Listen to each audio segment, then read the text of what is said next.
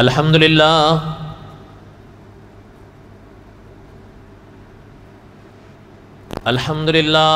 نحمده ونستعینه ونستغفره ونؤمن به ونتوکل علیہ ونعوذ باللہ من شرور انفسنا ومن سیئات اعمالنا من يهده الله فلا مضل له ومن يضلله فلا هادي له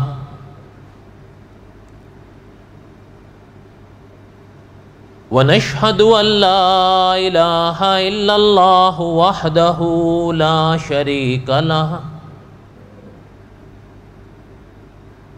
ونشهد أن سيدنا وسندنا ومولانا محمدا عبده ورسوله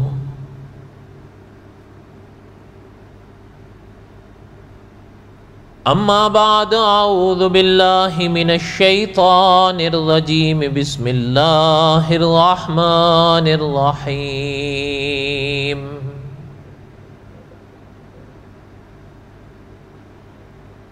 الف لام را تلك آیات الکتاب المبین انا انزلناه قرآنا عربیا لعلکم تعقلون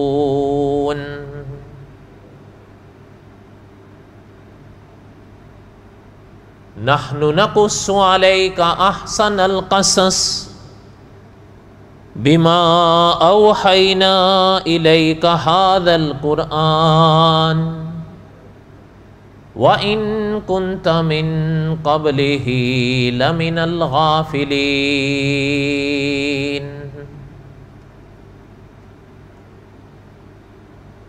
وقال الله تعالى في مقام آخر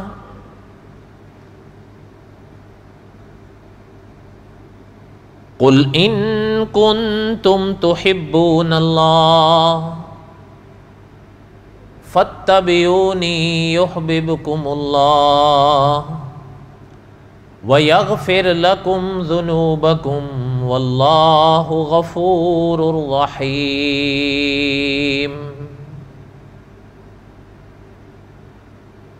قل اطیعوا اللہ والرسول فَإِن تَوَلَّوْا فَإِنَّ اللَّهَ لَا يُحِبُّ الْكَافِرِينَ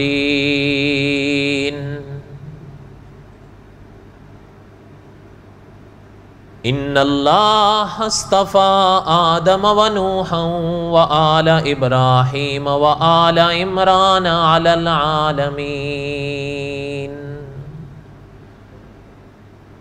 ذُرِّيَّةً بَعْضُهَا مِن بعض واللہ سمیع علیم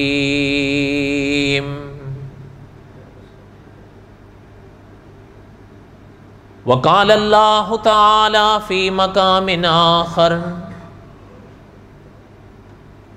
انا اوحینا الیک کما اوحینا الی نوح والنبیین من بعدہ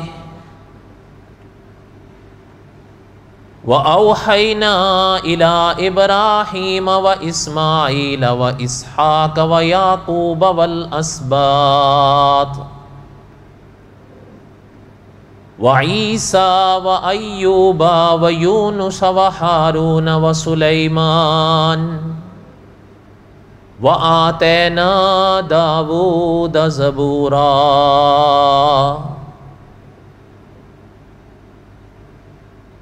وقال النبی صلی اللہ علیہ وسلم الناس بنو آدم وآدم خلق من تراب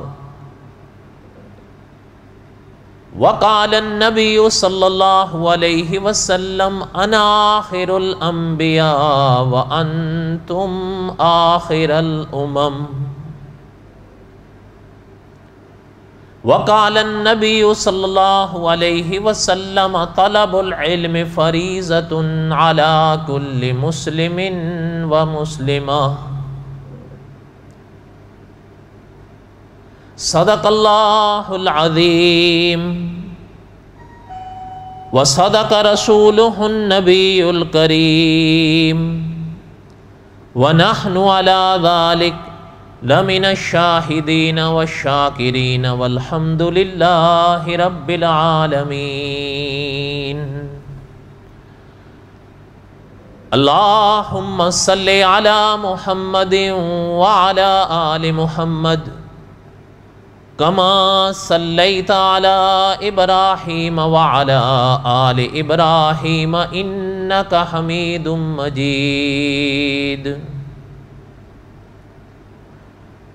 اللهم بارك على محمد وعلى آل محمد كما باركت على إبراهيم وعلى آل إبراهيم إنك حميد مجيد. يا ربي صل وسلم دائما أبدا على حبيبك خير الخلق كلهم. هو الحبيب الذي ترجى شفاعته لكل حول من الأحوال مقتحم.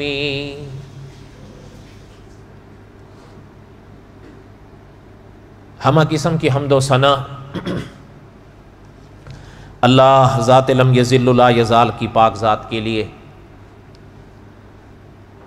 صدق دل سے لا تعداد مرتبہ درود و سلام امام الانبیاء حضرت محمد الرسول اللہ صلی اللہ علیہ وسلم کی پاک ذات کے لیے.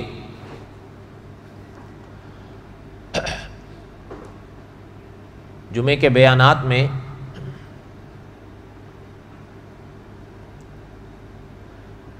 میں قصص الانبیاء اور حضرت داؤد علیہ السلام کے واقعات دہرا رہا تھا.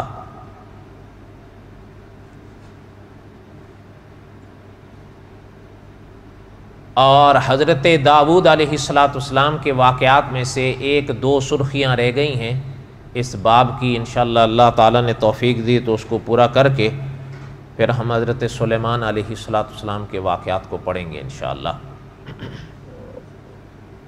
اور وہ سفر لمبا ہے.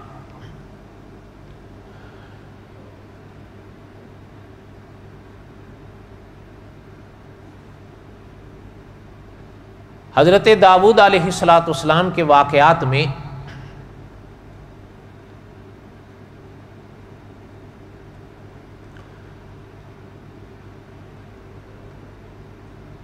ایک سرخی مولانا عبد الرحمن صاحب رحمۃ اللہ علیہ نے یہ لکھی ہے لوہا.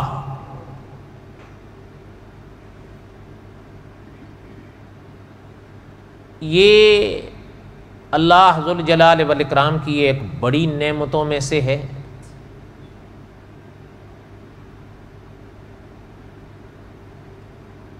اس کے بغیر تب بھی اور اب بھی نظام کائنات نہیں چل پائے گا.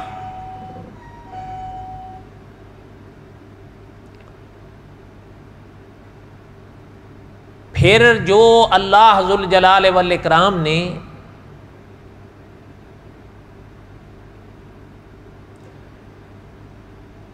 چیزیں پیدا فرمائیں ان میں جو مضبوط اشیاء ہیں ان میں سے ایک ہے یہ جسے لوہا کہتے ہیں.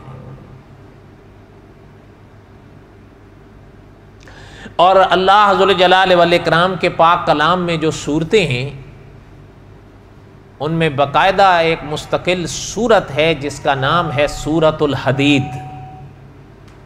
یہ بھی لوہا.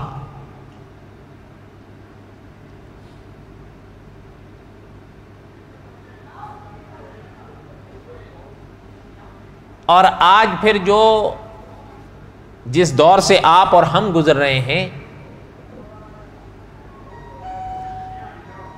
اس کے ساتھ جو دور پچھلا لگا ہے جو گزر گیا اسے تاریخ کی کتابوں میں لوہے کا دور کہا جاتا تھا.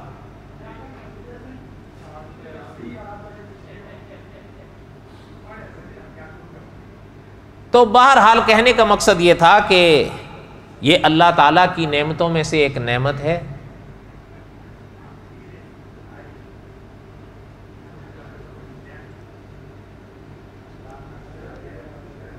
کبھی اگر موقع آیا تو آپ کو انشاءاللہ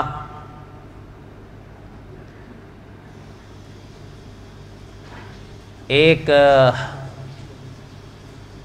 سلسلہ ہے جس کو کتابوں میں بیان کیا گیا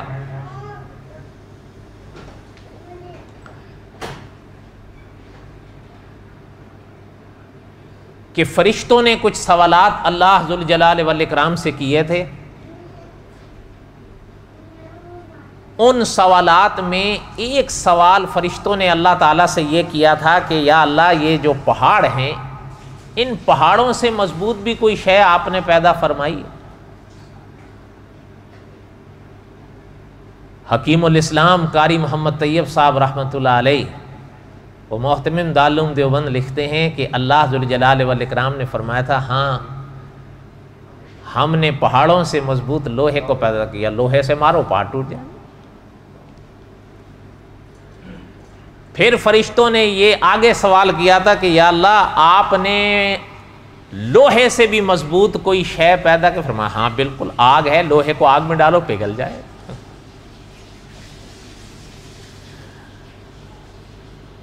پھر آگے فرشتوں نے یہ سوال کیا تھا کہ یا اللہ آگ سے بھی مضبوط کوئی شے طاقتور بڑھ میں آپ نے بڑھ کے آپ نے بنے، فرمایا ہاں بالکل پانی، فرمایا آگ پہ پانی ڈال دو بجھ جائے.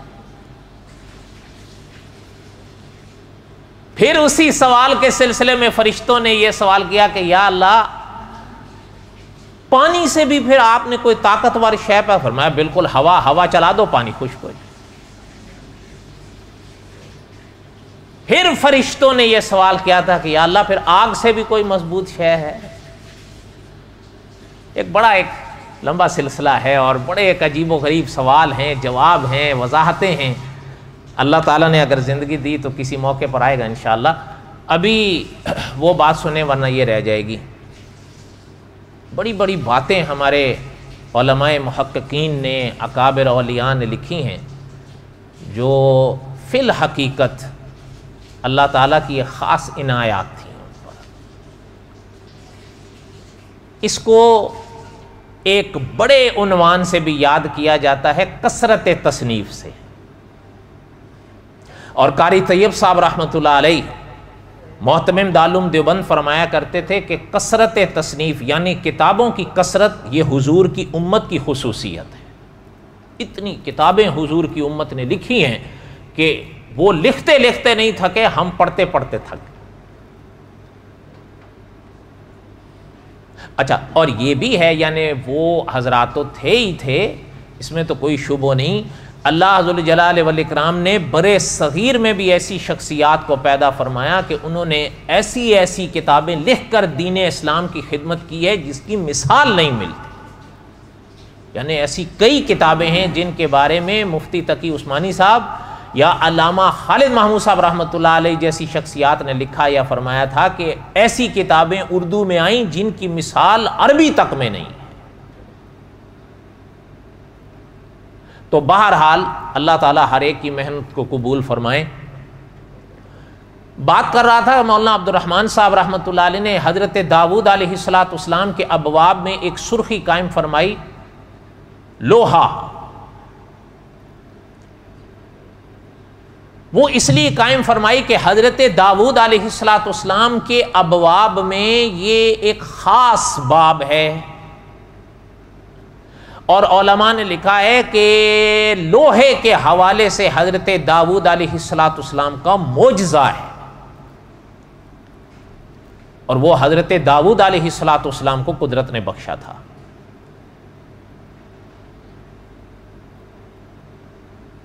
ظاہر بات ہے جنہوں نے لوہا دیکھا، یا اتنا تو خیر آپ بھی پڑھے یا کہیں نہ کہیں سنے یا دیکھے ہوں گے، اور یہ تو بڑی عام بات ہے، لوہے سے اگر کسی نے کام لینا ہے وہ اس کو پہلے آگ میں ڈالے گا تب اسے وہ کام لے گا.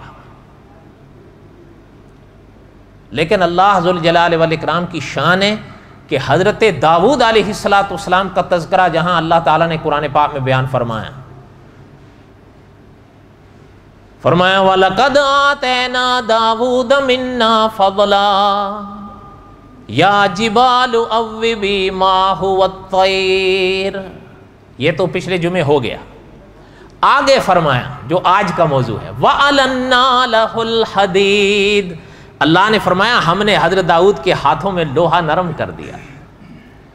حضرت داؤد کے لیے لوہا نرم ہونے کا معنی کیا؟ علماء مفسرین نے لکھا ہے کہ وہ لوہا جسے آپ آگ میں پگھلا کر فائدہ لیں، حضرت داؤد علیہ السلام کے ہاتھ میں آتے خود بخود نرم ہو جاتا تھا. یہاں تک کہ علماء مفسرین نے دو مثالیں دی ہیں. فرمایا یا تو اس کی مثال ہوتی تھی آٹے جیسی اور یا اس کی مثال ہوتی تھی موم جیسی. دوسرے کسی نے لوہے سے کام لینا ہے تو اس کو آگ میں گرم کرے گا، تپائے گا، ہتھوڑے مارے گا. حضرت داؤد علیہ السلام کا یہ ہوتا تھا کہ وَأَلَنَّا لَهُ الْحَدِيدَ. علماء مفسرین نے لکھا ہے حضرت داؤد کے ہاتھ میں لوہا آتے ایسے نرم ہو جاتا تھا جیسے موم ہوتی ہے، جدھر چاہتے تھے موڑ لیتے تھے. علماء مفسرین نے لکھا ہے یہ حضرت داؤد علیہ السلام کا معجزہ تھا. اور معجزات کے بارے میں نے پچھلے جمعے میں عرض کیا تھا کہ عقائد کی کتابوں میں یہ لکھا ہے، اس کو ذہن میں ہمیشہ تازہ رکھا کریں. معجزہ یہ اللہ کی قدرت ہوتی ہے. جن کے ہاتھ پہ ظاہر ہوتا ہے ان کے لیے معجزہ کہلاتا ہے، وہ ان کے لیے معجزہ ہوتا ہے. لیکن قدرت اللہ کی ہوتی ہے. اللہ کو منظور ہوتا ہے تو وہ ظاہر ہوتا ہے، اور جن کے لیے منظور ہوتا ہے ان کے لیے ظاہر ہوتا ہے. یہ ہمارے عقیدے ہیں. انبیاء علیہ السلام کے ہاتھ پر اگر انوکھی چیزیں ظاہر ہوں، جیسے یہ لوہے سے کام لینا ہے تو آپ آگ کو استعمال میں لائیں گے، ہتھوڑوں کو استعمال میں لائیں گے. لیکن حضرت داؤد علیہ السلام کے صرف ہاتھ میں آنے کی دیر تھی. اور وَأَلَنَّا لَهُ الْحَدِيدَ، اس اور موقع پر علماء نے لکھا ہے یہ حضرت داؤد کا معجزہ تھا. اور حضرت داؤد کا معجزہ تھا لیکن قدرت اللہ کی تھی. ایک بات. دوسری بات، ہمارے ہی عقائد کی کتابوں میں یہ ہے کہ جس طرح انبیاء علیہ السلام کے ہاتھ پر انوکھی چیزیں ظاہر ہوں، وہ اصطلاح میں معجزات کہلاتی ہیں. اور اگر اللہ کے اولیاء کے ہاتھ پر انوکھی چیزیں ظاہر ہوں، وہ اصطلاح میں کرامات کہلاتی ہیں. حق وہ بھی ہیں، حق یہ بھی ہیں، ماننا انہیں بھی ہے، ماننا انہیں. اچھا، اور ہمارے مولانا محمد امین اکاڑوی رحمۃ اللہ علیہ تو فرمایا کرتے تھے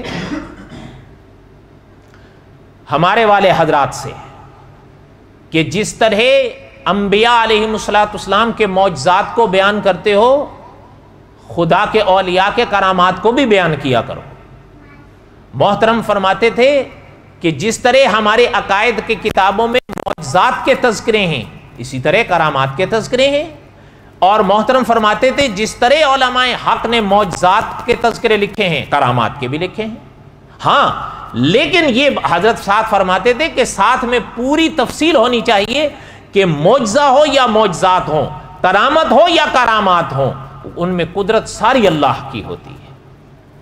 وہ صاحب جن کے ہاتھوں پہ ظاہر ہو رہے ہیں یا ہو رہی ہیں، ان کے اپنے کام نہیں ہوتے، نہ ان کے اپنے بس کی چیزیں ہوتی ہیں. اس کی ایک موٹی سی مثال محترم فرماتے تھے، اس کو آپ بھی سمجھیے گا.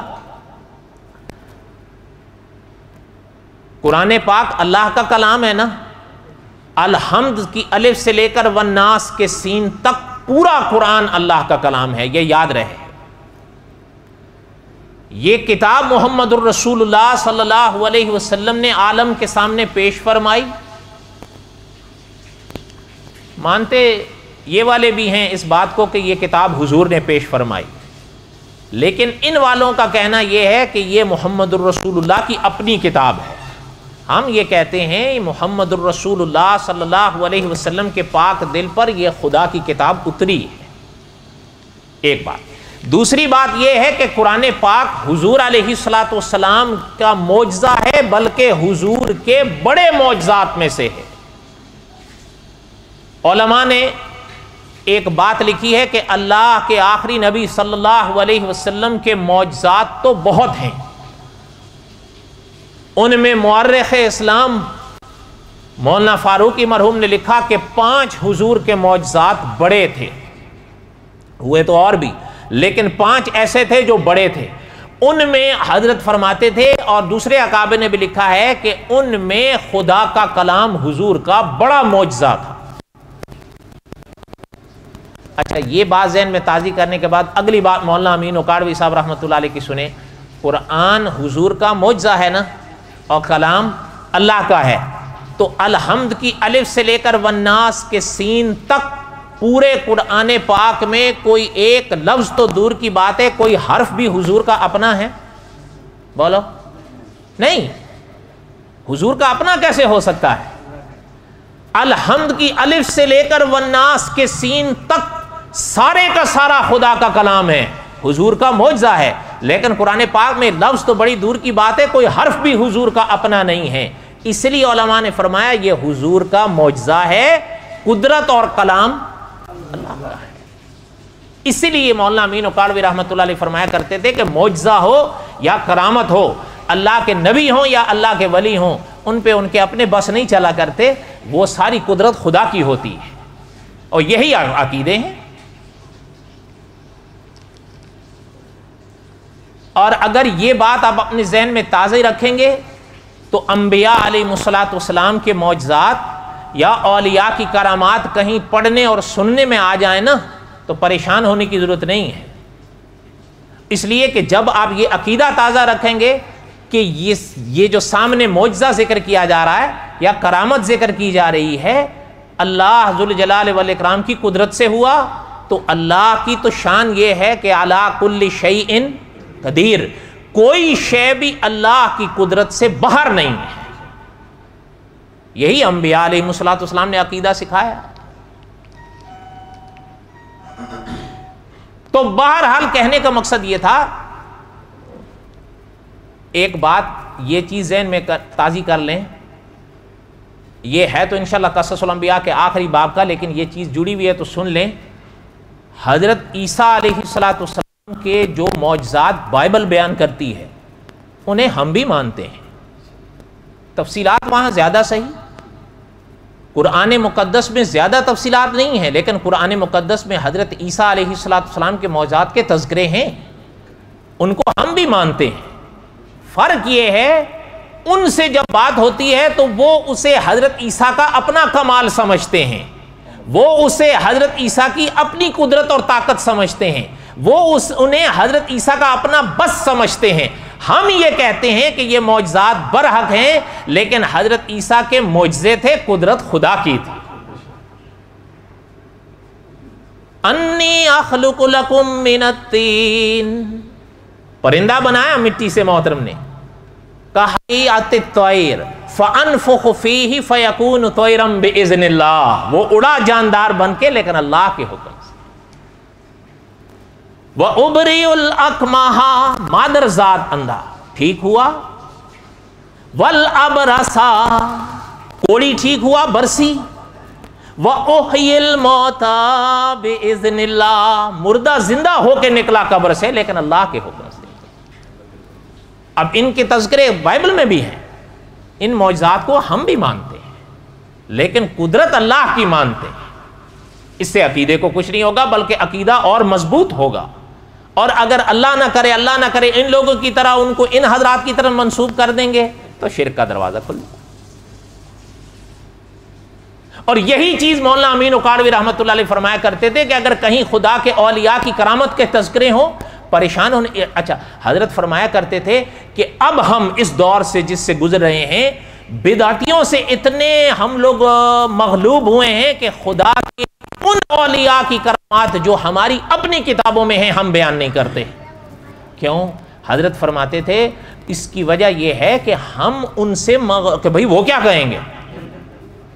حضرت فرماتے تھے اس سے کیا ہے، ہم ان کرامات کو اولیاء کی کرامات مانتے ہیں، قدرت اللہ کی مانتے ہیں، وہ ان کے اپنے بس کی چیزیں تھوڑی تھی۔ بلکہ حضرت تو فرماتے تھے کبھی کبھی تو ولی کو اپنا پتہ بھی نہیں ہوتا کہ یہ میری کرامت ہے۔ اچھا، ایک اور چیز ہے، مولانا عبد الرحمن صاحب رحمۃ اللہ علیہ نے لکھا اپنی کتاب میں، جس طرح انبیاء علیہ الصلوۃ والسلام کے معجزات کے تذکرے خدا کے کلام میں ہیں، اسی طرح اولیاء کی کرامات کے تذکرے بھی خدا کے کلام میں ہیں۔ اچھا، جس طرح تاریخ میں معجزات کے تذکرے ہیں اسی طرح تاریخ میں کرامات کے تذکرے بھی ہیں۔ اچھا، کبھی کبھی یہ کہہ دیا جائے کہ جی ہر کرامت کو صحیح مان لیں۔ مولانا امین اکاڑوی رحمۃ اللہ علیہ فرماتے تھے کہ بھائی صحیح ضعیف موضوع یہ تو احادیث میں بھی ہے، اللہ نہ کرے موضوع حدیث اگر کوئی بیان کرتا ہے تو اس سے صحیح حدیث کا انکار کر دیا جائے گا۔ آپ بتاؤ، موضوع حدیث اگر کوئی بیان کر دے تو اس سے کیا صحیح احادیث کا انکار کیا جائے گا؟ نہیں، صحیح احادیث اپنی جگہ صحیح رہیں گی۔ جس طرح محدثین نے دودھ کا دودھ اور پانی کا پانی کیا ہے، اسی طرح تاریخ میں کرامات کے تذکرے ہوتے ہیں، لیکن یہ یاد رہے کوئی بھی کرامت سامنے تاریخ کے حوالے سے بیان کرے وہ آپ کے عقیدے تک نہیں پہنچ سکے گی۔ کیوں؟ عقیدے کے لیے کچھ خاص شرائط ہوتی ہیں، ہر سامنے بیان جو ہوتا ہے وہ عقیدے کے لیے آپ کے کام نہیں آ سکتا۔ کہنے کا مقصد یہ ہے کہ اللہ ذو الجلال والاکرام آپ کی اور ہماری اس دور میں حفاظت فرمائیں۔ یہ فتنوں کا دور ہے، کئی ایسی باتیں جو ہماری عقائد کی کتابوں میں لکھی ہیں اب لوگ انکار کرنے لگے ہیں۔ اچھا، ایک بات، دوسری بات یہ ہے کہ ایک تو وہ ہوتے تھے نا، چلیں وہ ہمارے مسلک کے نہیں ہوتے تھے تو ہم کہتے بھائی ان کو چھوڑو، ان کو کیا کرنا ہے، یہ تو دوسرے۔ اب ایسے ہیں وہ ہمارے ہی مسلک کا نام لے کے ان چیزوں کا انکار کر رہے ہیں، ان پر نقش بھی ہمارے ہی لگے ہوئے ہیں، ان پر نشان بھی ہمارے ہی ہیں، وہ نام بھی ہمارے ہی اکابر کا لے رہے ہیں اور انہی چیزوں کا انکار کر رہے ہیں جو ہمارے ہی اکابر نے لکھی ہیں۔ کم از کم ایسے مرحلے پر پہنچنے پر ان جیسوں کو صحیح کہنے سے پہلے ان کو غلط ماننا پڑے۔ اگر ان کو غلط نہیں مانیں گے ان کو صحیح نہیں کہہ سکتے۔ اس لیے جب بھی آج کے اس دور میں تو اکثر یہ لفظ کہتا رہتا ہوں، آج کے اس دور میں کسی کے بھی بیانات سنیں پہلے خیال رکھا کریں، کیونکہ گھر گھر میڈیا ہے اور سب کا حال تقریباً میرے جیسا ہی ہے، اور جو آپ ہیں وہ تو کیا کہنے، برا مت مانیے گا۔ اس کی وجہ یہ ہے کہ جس شے پہ میں اور آپ محنت نہیں کریں گے وہ شے کبھی بھی حاصل نہیں ہو۔ حقیقت ہے، یعنی ایک تو ہوتی ہے نا کہ کوئی خوشی والی بات، خوشی والی بات نہیں، افسوس کے ساتھ اظہار کرتے ہیں۔ دیکھیں میں نے کئی دفعہ دہرایا ایک چیز کو، لیکن آپ میں سے کئیوں کو یاد ہوگی کئیوں کو نہیں۔ کلمہ تو آپ کے اور ہمارے ایمان کا حصہ ہے، لا الہ الا اللہ، اور میں نے کئی بار دہرایا ہے کہ ہمارے ہی علماء نے لکھا ہے کہ جس طرح غسل کے 3 فرض ہیں، وضو کے 4 فرض ہیں، اسی طرح کلمے کے بھی۔ آپ کسی سے آپ کسی سے کیوں، اپنے آپ سے ہی پوچھ لیں، کسی سے تو بعد میں آپ پوچھیں گے نا، پہلے اپنے آپ سے پوچھ لیں بھئی ہمیں یاد ہے۔ اسی لیے صاحب قصص الانبیاء نے اپنی کتاب منہاج مسلم میں لکھا ہے کہ بھئی کلمے کی بات، ہمیں کلمے سے انکار نہیں، لیکن آپ صرف کلمہ رٹ رہے ہیں تو یہ تو نہ ہو، اس پہ کچھ محنت کے تقاضے ہیں وہ بھی تو ہوں۔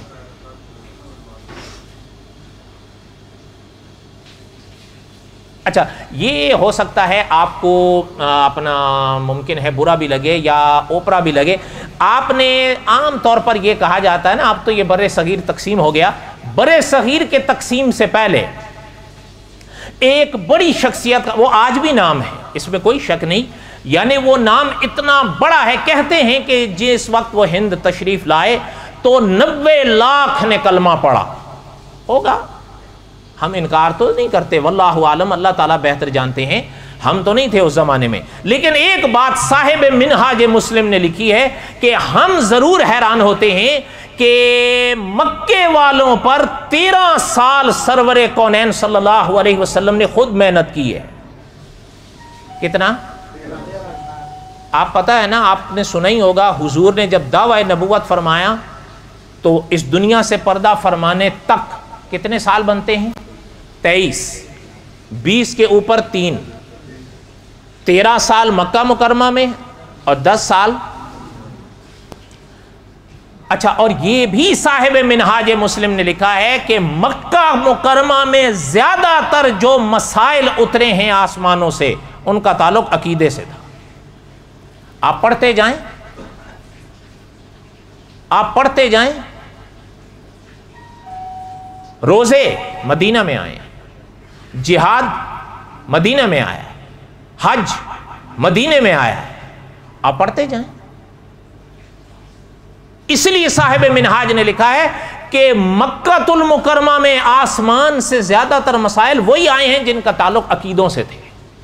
اور کتنے سال سرور کونین صلی اللہ علیہ وسلم نے وہاں محنت فرمائی؟ 13 سال. لیکن 13 سال کے بعد جب سرور کونین صلی اللہ علیہ وسلم مکہ مکرمہ سے ہجرت فرما ہوئے ہیں تو جنہوں نے حضور پر کلمہ پڑھا ان کی تعداد 80 تھی. کتنی؟ ادھر 90 لاکھ کہتے ہیں، ہو گیا ہوگا واللہ عالم، وہ جانے جو بیان کرتے ہیں، ہمیں تو نہیں پتا. اس لیے صاحب قصص الانبیاء نے لکھا ہے کہ بات یہ ہے، ایک ہے کہ لا الہ، حضرت نے صاف لکھا ہے کہ وہ سمجھتے تھے لا الہ الا اللہ کا معنی کیا ہے. اب جس بندے کو لا الہ الا اللہ کا معنی پتہ نہیں ہے وہ کلمے بھی پڑھے گا، باب ملتزم بھی چمٹے گا، داتا دربار پہ بھی جھک جائے گا. آپ ہو سکتا ہے ناراض ہوں، ہم نے تو دیکھے ہیں، بلکہ ہو سکتا آپ کیوں دور جائیں. اپنا ہے نا ایک اپنا خزینہ کرم والا، اس نے لکھا ہے، کہتا ہے اگر کسی آدمی کے پاس طاقت نہ ہو، طاقت سے مراد مال ہے، مال ہوگا تو آپ حج پہ جائیں گے نا. للہ علی الناس حج البیت من استطاع الیہ سبیلا، تبھی جائیں گے آپ جب طاقت ہو. اس نے لکھا ہے اگر طاقت نہ ہو داتا دربار پہ طواف کر لیا. ہم تو ان جملوں سے اتفاق نہیں کرتے. اللہ تعالیٰ بچائیں، اللہ تعالیٰ بچائیں. یہ نظریات، یہ عقائد بھیانک ہیں. خدا کے اولیاء کی کرامات کے اقرار ہمارے عقائد کی کتابوں میں لکھے ہیں، لیکن معنی یہی ہے کہ اپنے عقیدوں توحید کو صاف رکھو. ان کے ہاتھ پر کرامت ظاہر ہوئی ہے تو وہ اللہ کی قدرت ہے، ان کی عزت ہے. کرامت کا دوسرا معنی کیا ہے؟ عزت. اس کا کوئی انکار نہیں کرتا. تو بہرحال علماء نے لکھا ہے کہ حضرت داؤد علیہ السلام کو جو اللہ ذوالجلال والاکرام نے معجزات بخشے، وَعَلَنَّا لَهُ الْحَدِيدِ، ان میں ایک معجزہ حضرت داؤد کا یہ تھا کہ لوہا حضرت داؤد کے ہاتھ میں نرم ہوا. آج دنیا میں کوئی لوہے سے کام لینا چاہے گا وہ آگ میں پگھلائے گا. حضرت داؤد کے ہاتھ میں آتے لوہا پگھلتا تھا موم کی طرح، اور یہ حضرت داؤد کا معجزہ تھا. جدھر اچھا یہ بھی اگر آپ لوگ تھوڑا آگے آ جائیں، سارا رش پیچھے ہی ہو رہا ہے جمع، آگے ہو جائیں تو نبی نماز میں وقت ہے، نماز پڑھ کے پھر آپ لوگ نکل جائیں. ادھر سے بھی آپ نکل سکتے ہیں.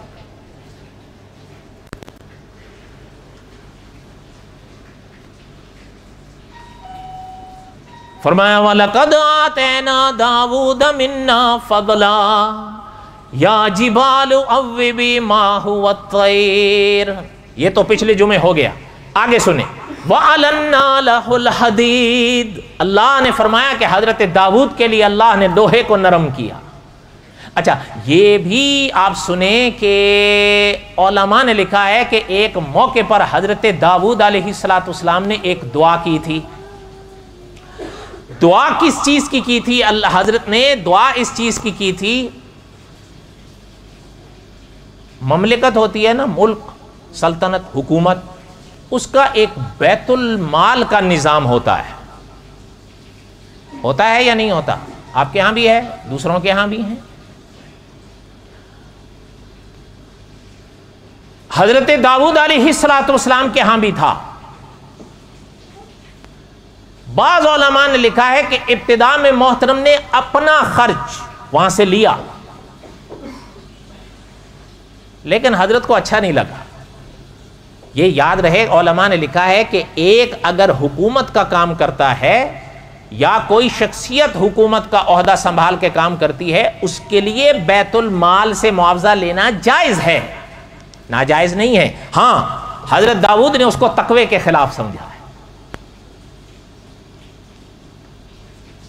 اور آپ کو پتہ ہے انبیاء کے مقام بڑے ہوتے ہیں، حضرت داؤد علیہ السلام نے، علماء نے لکھا ہے، یعنی علامہ عینی رحمۃ اللہ علیہ جیسی شخصیت نے، صدیوں پہلے کے لوگ ہیں یہ، انہوں نے لکھا ہے کہ حضرت داؤد علیہ السلام نے اللہ سے دعا کی کہ یا اللہ میرے لیے کوئی اور ایسا ذریعہ آپ پیدا فرما دیں کہ وہ میری آمدنی کا ذریعہ بنے، میں بیت المال سے اپنا معاوضہ نہیں لینا چاہتا۔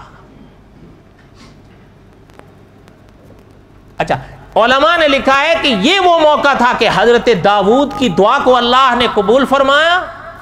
وَأَلَنَّا لَهُ الْحَدِيدَ، کہ داؤد علیہ السلام آپ کے لیے ہم لوہے کو نرم کر دیتے ہیں، جب آپ کو کوئی کام ہو لوہے کو اپنے کام میں لائیں اور وہ معاوضہ وہاں سے لیں، بیت المال کو نہ لیں۔